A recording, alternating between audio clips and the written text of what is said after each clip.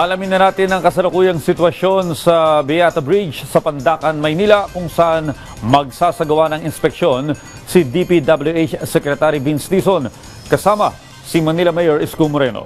Si Bernard Ferrer sa detalye. Bernard? Yes, Audrey, pangunahan ngayong umaga ni DPWH Secretary Vince Dizon ang inspeksyon sa Beata Bridge sa Pandacan, Manila kasama si Manila Mayor Francisco Isko Moreno Dumagoso.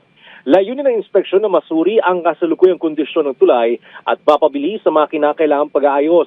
Nauna ng hiniling ni Mayor Isko Moreno sa DPWH na bilisan ng repair works sa Beata Bridge dahil nahirapan na ang mga residente at motorista na dumaan dito dahil ito ay under repair.